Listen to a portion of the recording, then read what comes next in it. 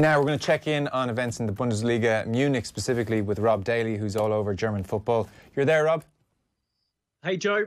How you doing? So I know before we get into what's going on in Munich, you were at the Manchester United game for us alongside the great Brian Kerr at the weekend, which I'm sure was a fun experience. What did you make of United? 3-1 winners. I mean, Brian said afterwards to you, like, it's not like you can draw any great conclusions from the game. This hasn't been any kind of revolution. They've just shown that, you know, they have some decent players, and certainly when they're at home, they can on occasion score a few goals. Are you seeing anything more than that, and anything to be more optimistic about?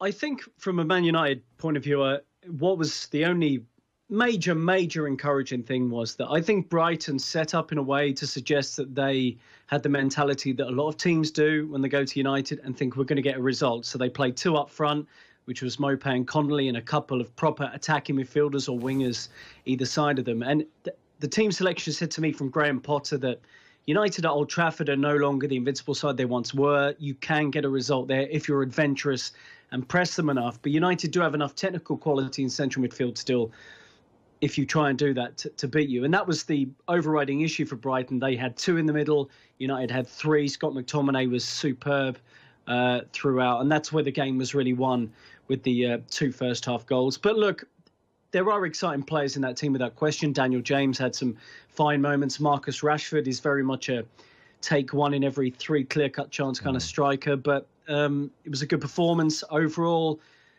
Does it mean anything towards them being a top six side? Not necessarily. Certainly not being a Champions League side. But a good result for Ole Gunnar Solskjaer regardless. We're all keeping an eye over here on the progress of Aaron Connolly. He's been ruled out of the international window, which is a pity for us. He's a groin injury, went off in the game at the weekend. What did you make of him? He seemed, listening to the commentary as opposed to watching the full 90 minutes because it wasn't on TV, he seemed probably to struggle. We should acknowledge with not brilliant service on the day, but seemed to struggle against the physicality and the experience of Maguire. Yeah, that's fair.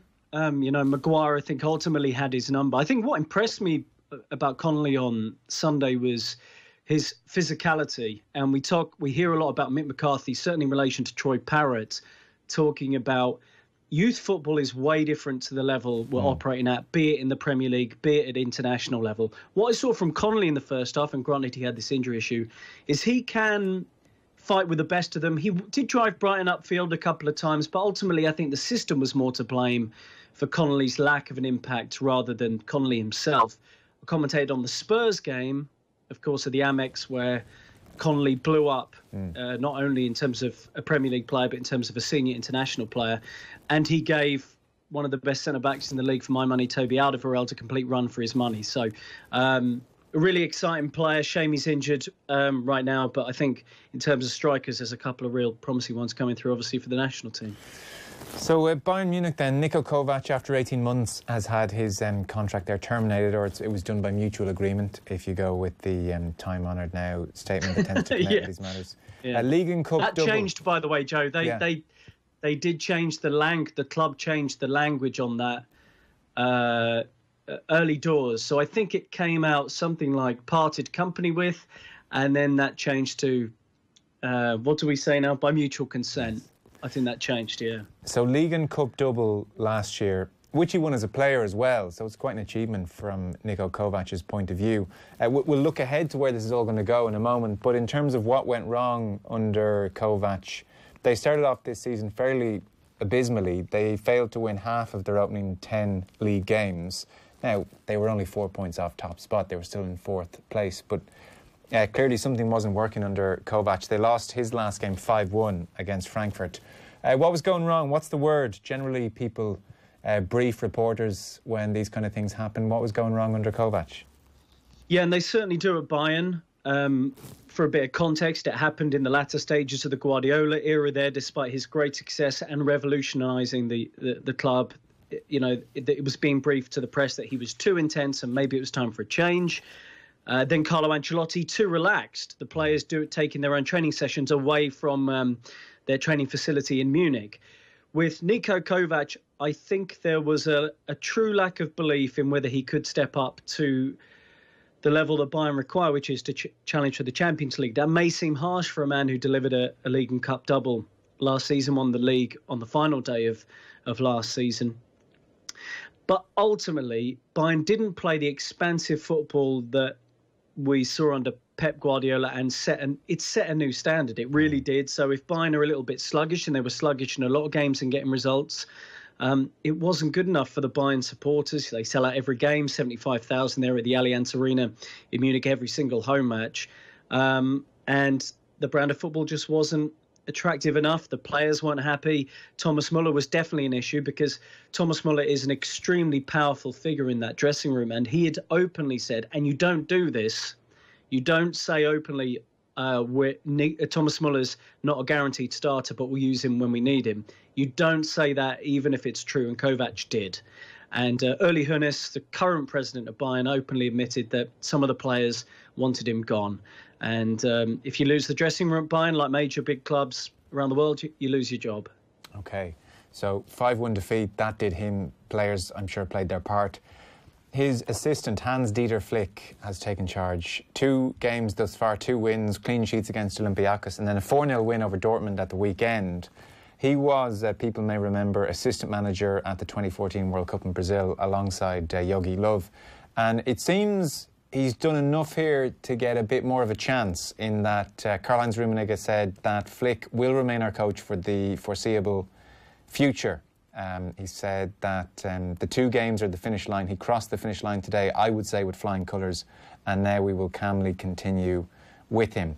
So is this just, will this be a brief little experiment with Flick, or is he in with a very realistic chance of securing some kind of long-term contract here, do we think?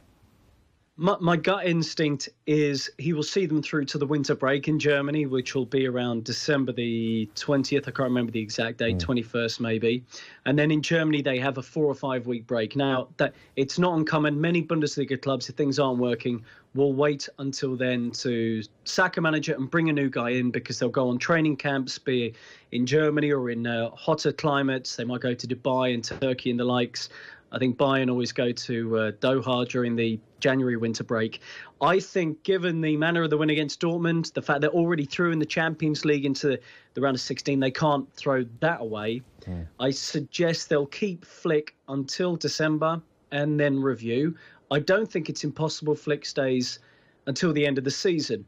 At the core of the group is, and you mentioned it there, the 2014 World Cup winners. You know, a lot of them still there, including Thomas Muller and Manuel Neuer. It's whether they want to move or wait for Thomas Tuchel or Erik ten Hag at the end of the season, because those guys aren't leaving in the middle of a campaign with Ajax and PSG, respectively. I think that's the situation. The other coach, realistically, I see in the running is Max Allegri.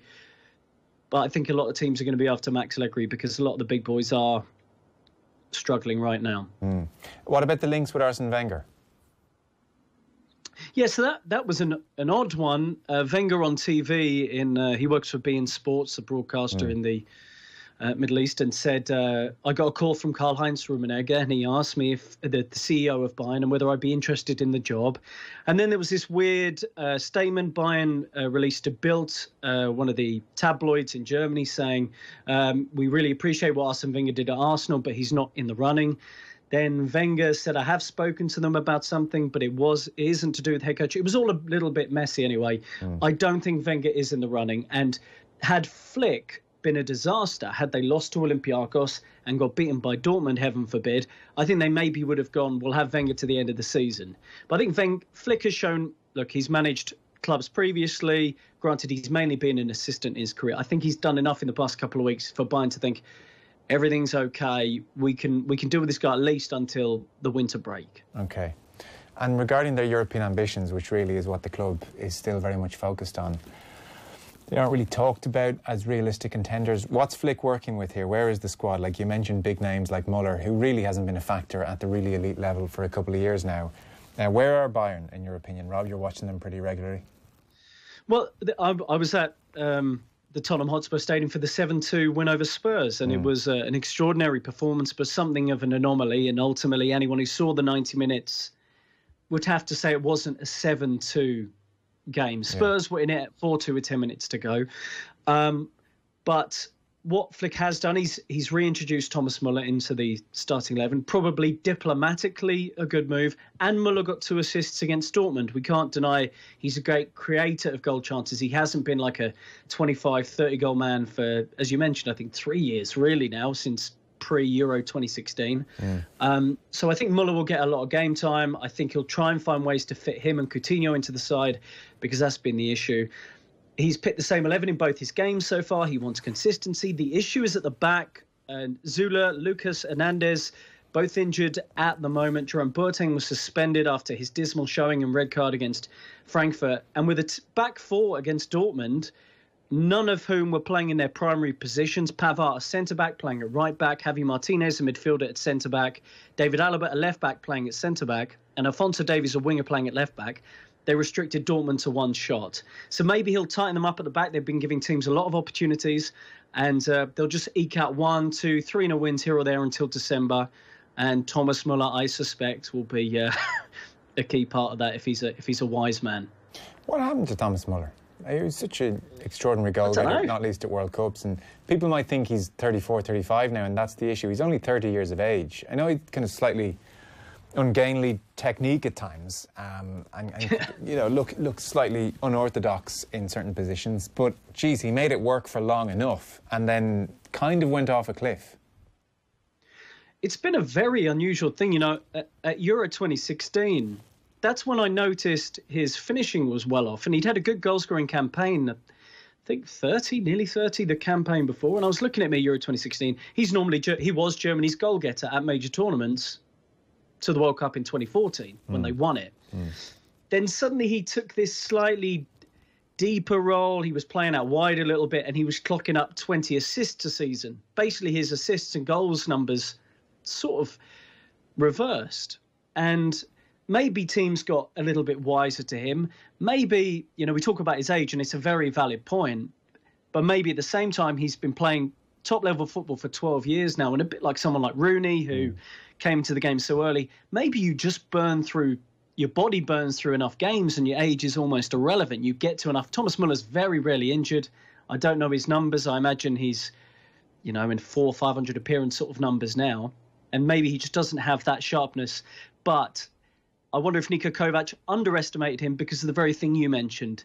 He doesn't look like he's always offering something to the team. He looks a bit slow in his movement, a bit ungainly, but that's been his great success down the years. So I think in an ideal world, maybe Bayern wouldn't have him in their starting 11. Coutinho and Lewandowski would be the pair they try and get to click. But right now, Muller probably is good enough for Bayern starting 11, and I'm sure he'll be a vital role to trying to win a 29th league title. And regardless, his influence in the dressing room remains undiminished. He's still the main man. Oh, yeah. I mean, when you see interviews with him, when you see him in the tunnel, when you see him around the rest of the group, he's the life and soul of the party. He's the funny guy. He's also a leader. He's very engaging in post-match interviews in German and English. He speaks with great authority while also having this quite comic character about him. Like if you go on YouTube and put Thomas Muller funny in or something, you'd find loads of hilarious interviews, him doing stupid stuff, but he still has that gravitas in the dressing room, because if you've been a top scorer at a major international tournament, if you've won 1,000 Bundesliga titles, you're going to have that authority. And him, Manuel Neuer, you look at the way Robert Lewandowski talks about Thomas Muller, behaves around Thomas Muller, you see there is a level of respect there that is basically unmatched in the Bayern dressing room, maybe since Philipp Lahm's retirement. He's still a massive guy, for Bayern. So just a final one, Rob, then. You mentioned Allegri might have better options. The likes of Tuchel at PSG and Ten Hag at Ajax are not going to jump ship mid-campaign. The Arsene Wenger situation is slightly strange, but he's not realistically being looked at as a long-term solution. Has Jose Mourinho ever been in the running in a serious way? I don't know. I don't know for definite. I would be surprised. I'd be surprised. I think the club will be looking to a younger, more enterprising attacking coach. Niko Kovac really, from his time at Frankfurt, for me, was never an expansive, exciting manager. He had great success with Frankfurt. They were a high-risk team, so they would press the ball high. They would also launch long balls up the pitch, wait for second balls and press hard and win the knockdown. And that's really how they got teams and got great results. That was never really going to fly for me at Bayern. You can't be doing that. You've got to play through the lines. And they saw a Pep Guardiola team for 3 years. The standard was set. Yeah. So Thomas Tuchel, had Julian Nagelsmann not taken the Leipzig job, he's a proper Munich boy. I think maybe he would have been in the running. But Eric Ten Hag, given that he was head coach of Bayern's, basically their reserve team before, and has done brilliantly with Ajax, and not only done brilliantly with Ajax at Bayern, got there last year, drew 3-3. They were fantastic, and it was the night that Ajax arrived for me in the Champions League, and then obviously went on to a run that nearly saw them to seconds from a final. I think Ten Hag would be the primary candidate, someone a bit younger and a bit more exciting brand of football than Mourinho. Okay. And very lastly then, it says something of a club stature when we're all familiar with the people involved in the hierarchy. That's true of Bayern and always has been. I mentioned Karl-Heinz Rummenigge, so he's set to leave in 2021, and he's already grooming his successor, who's going to be Oliver Kahn, which is an interesting choice for sure. And then this week, as I understand it, unless things have changed, it's the end for Uli Hoeneß. We're talking about a 49-year association with the club here. Joined as a player in 1970, and then spent 30 years as general manager, became president then in 2009, very famously spent 3.5 years in jail for tax evasion. Bayern's always been talked about as a very well-run club in many ways. I presume Hoeneß has played his part. How will he be remembered? Well, the tax evasion issue, where he was found to have, avoided paying around 30 million euros in tax that led to that jail term, has taken the shine off him. Yeah. When he returned as president, there was a placeholder president while he was in jail, basically. When he came back, he got a standing ovation at the club's general meeting.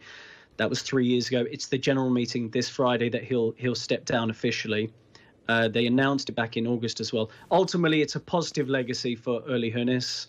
A guy had to retire relatively early in his playing career due to injuries. But Bayern have become a phenomenal global force, a global brand. They have offices all around the world, including in New York, and they've had tremendous success over the past decade in particular. From 2000 to 2010, there was a general flitting around of the German league title, but Bayern have consolidated and have this really phenomenal position whereby if they don't win the league, it's a crisis. Sure. And that wasn't the case that long ago. A lot of teams were winning the league, Wolfsburg and Stuttgart and Dortmund. Largely a positive legacy. I think probably the right time. He said some slightly embarrassing things in the media about how Bayern players will boycott the German national team if certain members of the squad aren't picked. All this silly stuff, really. But ultimately, I think a positive legacy for Uli Hoeneß. Okay, Rob. Super stuff. Listen, thanks for work at the weekend, and thanks for that. Cheers, Joe. Cheers. That is Rob Daly with the very latest there from Germany and goings on at Bayern Munich.